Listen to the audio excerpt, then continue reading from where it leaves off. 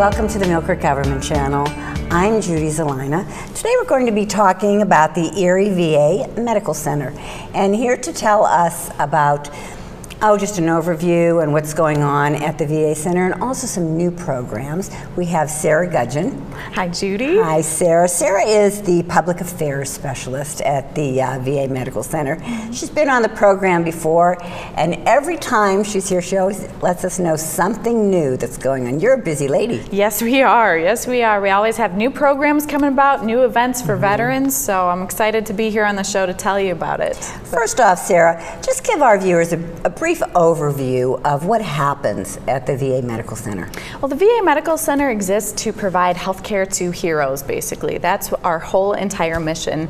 And something really important for a lot of veterans out there to know is that we're more than just a hospital. We are a full medical center that provides a wide variety of services. We're a medical center and we specialize in veteran-related services as well. While outsiders, they have great healthcare experience, we have that unique veteran angle to really provide health care in the way that they need it, the way that they want it, and the way that's right for them, absolutely. So we serve about 22,000 veterans, a little more than that now, in a wide catchment area. Yeah, I was going to say, how wide is that area that you service? Well, we go all the way to Ashtabula, Ohio, and then Chautauqua, New York, and as far south as Venango, Elk, and Forest counties. So we serve a wide range of veterans throughout that area. Cover a lot of area. Absolutely, absolutely. And the great part about it is we have our centralized location right here in Erie, the Erie VA Medical Center. Yes. And then we have 5 community-based outpatient clinics as well. One in Ashtabula,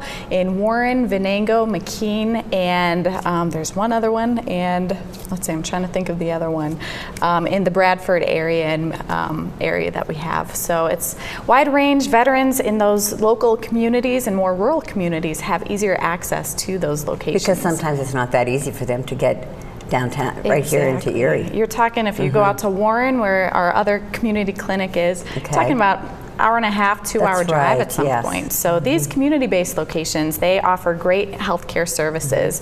Like I was saying, we are a full medical care center. So we provide primary care services. We have an ER unit. We have long-term community living centers, a hospice unit inside. And we have a number of new preventative care services that are really taking shape at the VA, which is what we're going to talk about a little bit today. Another major component of VA medical care is our behavioral health services, to help veterans with any readjustment or reintegration issues with emotional or mental distress. So we have a lot going on in that program right now, and it's much needed. I was reading here, and I'm pretty impressed. You've got some new age technology going on here, don't you, lady? Yes, we do. Now, what types of services do you offer with this? Well, we're really bringing the VA into the 21st century healthcare system yes, that we have. you are. So one of the major things that the VA is really focused on is providing telehealth programs that we have. What is that? Which basically, telehealth programs uses videos, cameras, different technology, and different in-home equipment to make specialized care services easier for veterans to get to and more convenient for them to receive health care that way. So for an example, if you want to get into a dermatologist, sometimes that can take months, that can take a while to get into somebody who's specialized in there, and it might take a little while to get your results back after there. We have a telederm program where veterans can actually go into the Erie VA Medical Center or one of our community-based clinics, and they are set up with a video camera right there, and there's a nurse in the room with them usually, and they are actually talking to one of our dermatologists out in West Virginia, in Clarksburg, West Virginia. That way they get in to be seen with a dermatologist a lot faster. They get those results a lot quicker as well, and there's a medical center staff right in the room with the patient there. So it's a lot easier access. Even if a veteran just goes to one of the Ashtabula clinics, he can be seen for dermatology, any skin conditions that he has. So there's a wide range of things that they can do. Basically, again, it's convenience for the patients, easier access to get in, quicker results. So that's kind of the healthcare that we're working towards. So this physician is actually diagnosing the veteran who's talking to him Exactly. The Via veteran internet. is sitting Oh my there. goodness. They're telling them what's going on, what they're experiencing, and the physician is sitting out in West Virginia, Clarksburg, West Virginia, there taking a look at it. If they decide that the patient does need further diagnostic tests or anything Okay. like that, then they would go in for a second appointment, actually in person with a dermatologist. But this is still a great stepping stone to make sure that these veterans are being taken care of in a fast manner. So we have those ones. We have a teledermatology one. Also for, let's say somebody has to come in for a colonoscopy exam or something like that. Usually they would have to come into the Erie VA Medical Center for the education with our surgical department. All right. So they might have to drive in, hour and a half, 2 hours in there. Now we are doing the same video telehealth equipment in one of our clinics out in those rural areas. So they can just go there, and then they are put in a little group with people who also have to go through the education support group for the colonoscopy. So a lot faster, again, a lot less hassle for the veteran. Also, along with these telehealth programs, there's some units, let's say if a veteran might have heart disease or something where he needs a little more intense care, everyday follow-up and everything. Okay. We have telehealth, in-home telehealth technology. So we give them a little health buddy that is put in their home, and every day they answer a series of questions. They might have to take their blood pressure at home and enter that in to the computer, and then everything, not even the computer, a little telehealth buddy that's very easy to use. That information is then transmitted over to some care coordinators who monitor their situation, and they really manage their health care, and a lot of times they prevent these patients from getting worse or having to go in for a hospitalization, because if they see their weight is up or their blood pressure is up for a certain amount of time, they see something is wrong, they can call up the patient and say, hey, what's going on? Let's get this fixed up. It's very proactive, very preventive type of medicine with these patients. So there's been a huge success rate of a lot less hospitalizations from these patients who are receiving this care right at home. Wow. Is that what My Healthy Vet is? Actually, My Healthy Vet is another great program. It's an online tool where veterans can really manage their health care. So veterans can refill their prescriptions online. They can view upcoming appointments online, get little email notification reminders of those. They can actually view chemistry and hematology lab results as well right online. And one of the best parts of it, they can send a secure message to their healthcare team asking for an appointment, asking for just health information. So that way, it basically works like emailing your healthcare provider through My Healthy Vet. So it's great having access 24/7 at your fingertips. Wonderful. That is absolutely wonderful. Absolutely. I mean, you're just streamlining this, and the bottom line is making it easier, but you still want to make sure they're getting good medical care. Absolutely. And anytime too, while we are moving forward with a lot of these programs, anytime a veteran does feel like they need to be seen in person, they are 100% able to do that. Absolutely. Okay. This is just a way for us to make it more convenient for the patient if they're interested in doing that. Okay. Yeah. Tell us about telephone lifestyle coaching. All right. Well, while I was saying there is a shift in healthcare going from reactive medicine to proactive and preventive care. So telephone lifestyle coaching is actually, we just rolled this out recently, where patients, any healthcare goals that they might have, like losing weight, quitting smoking, anything from quitting substance abuse or anything like that too, they have access to 24/7 telephone coach, or not online, but over the telephone. So let's say they need a little extra support to quit smoking. They feel an urge coming on. They can pick up the phone, they can call that number, and they are good to go. They have that support person that they can go to. We actually recently had a veteran who was saying he was sitting inside, he was doing really, really well, but then he just suddenly got this urge for a cigarette. He just started in this program. He picked up the phone, called the health coach, and they kind of not talked him down, but were able to help him and give him that type of support as well. So that's something really great for veterans, just to make sure that they are meeting their healthcare goals if they want to. Sometimes we all just need that extra support, that extra hand to help us with our healthcare. Really, because all of us can feel so defeated at times if we're trying to quit smoking, quit substance abuse, alcohol. or just trying to eat healthier. Exactly. You know, It's pretty hard. tempting to buy that chocolate or that junk food when you go in the grocery store. So it is nice that Absolutely. you guys have the foresight and you've implemented this program. Absolutely, yeah. And there was another success story with one of the telehealth programs too, with weight management specifically. There was this gentleman who wanted to lose weight, and he's been wanting to do that for a while. He started this telemove program, which is a weight management program right back at home. And he ended up telling our dietitian one time that he loved it. He lost 35 pounds on it, and his little grandson was sitting on his lap, and the grandson looks up at him and says, you know, I like having more room on your lap. And suddenly that is his motivation. And that's what our dietitians really work with, to find out what your motivation is. It's not to lose weight, it's really to be able to do something with your grandchildren, being able to be around that time. So this telephone lifestyle coaching program really helps find that motivation as well. Excellent, excellent program. I know you have many programs for returning service members. Can you let our viewers know some of the things you have available down there for them? Absolutely. One of the biggest things we have is a returning veterans program, specifically designed to help those veterans readjust and reintegrate back into life at home. There is a readjustment phase that they go through, so these case managers really walk them through step by step through the program. Any discharged veterans, honorably discharged veterans that are returning, they are eligible for up to 5 free years of health care, regardless of service, or they do have to be service connected, but we want them to get in right away. A lot of them just kind of come home and don't want to necessarily get into the VA healthcare, don't want to deal with that. They're just so happy to be home. But we're really encouraging them to try and come into the VA and to connect with that program. Why? Why is that so important, Sarah? What we're seeing in a lot of returning veterans, we're seeing a rise in post-traumatic stress disorder and in other emotional issues and relationship issues a lot of times as well. If we catch these things early, and the earlier we do work with them, they are able to continue leading that normal life.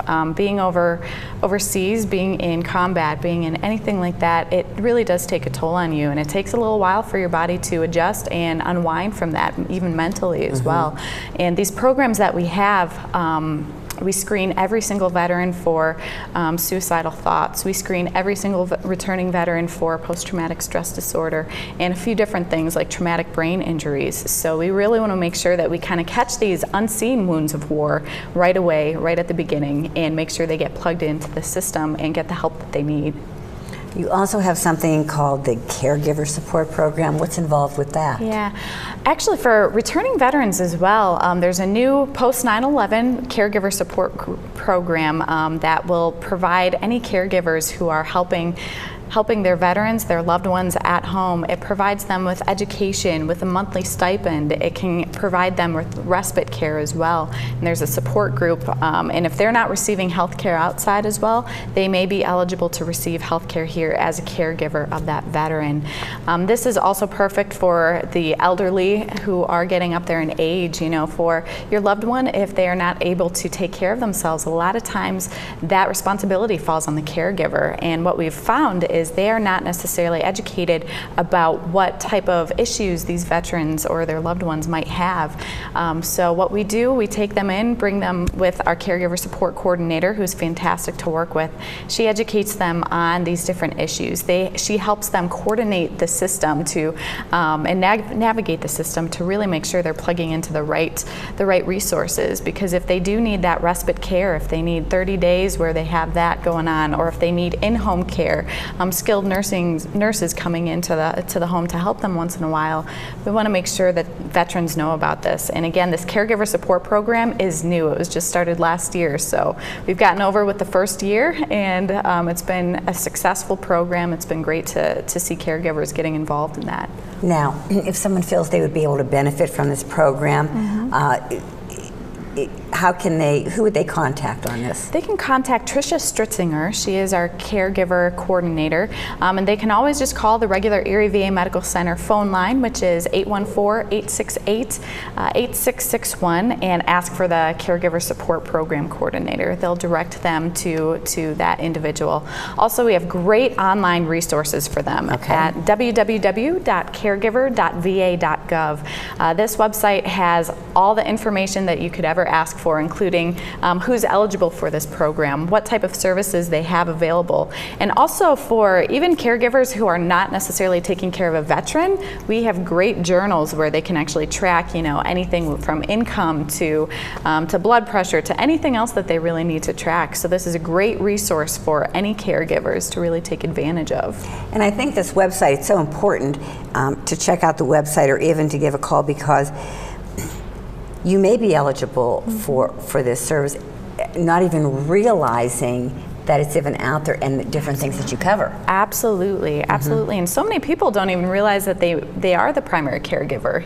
They're just used to taking care of their veteran, taking care of their loved one. But that's a job in and of itself. So we want to make sure that they're getting this help. Absolutely. Wonderful.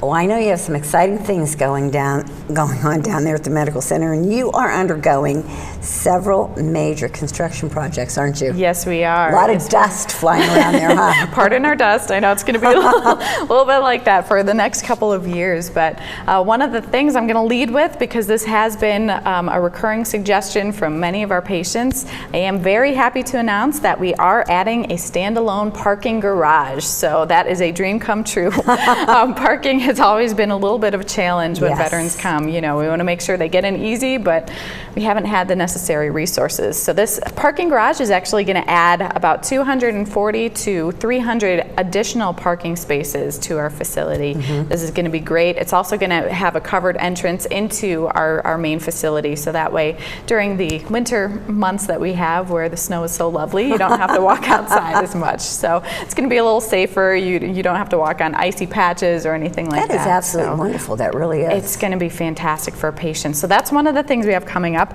Another one that we're doing is our community living center, which we have. It's currently housed in our hospital section on the 4th and 5th floor right there. We're creating a standalone community living center to make it more home-like for these patients, where this is their home. This is where they spend every night, every day. So we're going to have a lot more opportunity to really make that their home. They're going to have access to outside areas, to some grassy areas where they can plant their plants and make sure to take care of that.